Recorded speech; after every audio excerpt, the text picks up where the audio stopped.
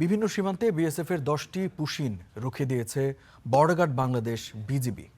রাতের আধারে লোক জড়ো করে এসব পুশিনের চেষ্টা চালানো হয়।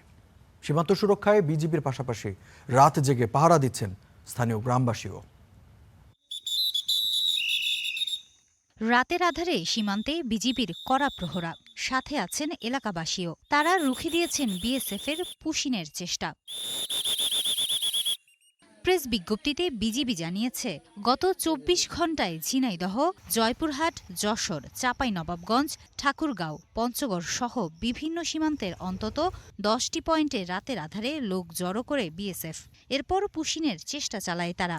তবে তা প্রতিহত করেছে বর্ডার গার্ড বাংলাদেশ। আমরা অলরেডি বিএসএফ এর সাথে যোগাযোগ করেছি, যাতে করে তারা আমাদের কূটনৈতিকভাবে যোগাযোগ করে যদি বাংলাদেশি নাগরিক হয় হস্তান্তর করার জন্য। আদারওয়াইজ আমরা কোনোভাবেই তাদের এই পুশিনকৃত এই 28 জনকে গ্রহণ করতে পারবো না। আমরা এই এলাকার জনগণকে নিয়ে বিজিবি এই অত্র এলাকা পাহারা দিচ্ছে। সীমান্ত সুরক্ষার জন্য যা কিছু প্রয়োজন বিজিবির পক্ষ থেকে মহাপ্রশাসনের নির্দেশনা অনুযায়ী আমাদের সবকিছুই আমরা করছি। সীমান্ত সুরক্ষার জন্য যা প্রয়োজন সকল কিছুই আমরা ইনশাআল্লাহ করছি। স্থানীয়রা বলছেন, সীমান্ত সুরক্ষায় বিজিবির সাথে আছেন তারা। রাত জেগে দিচ্ছেন পাহারা। বিজিআর যখন বাধা দেয় তখন তার কাটা থেকে সরে যায়, আবার ঘিরে ধীরে ধীরে রাতের অন্ধকারে ঝড় বৃষ্টি হওয়ার সময় আসে ঘিরে।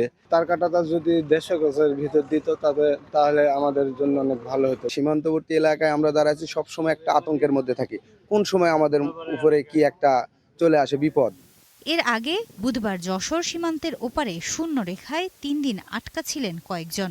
পরে বিজিবির বাধায় তাদের ফিরিয়ে নেয় BSF. Desk report, star news.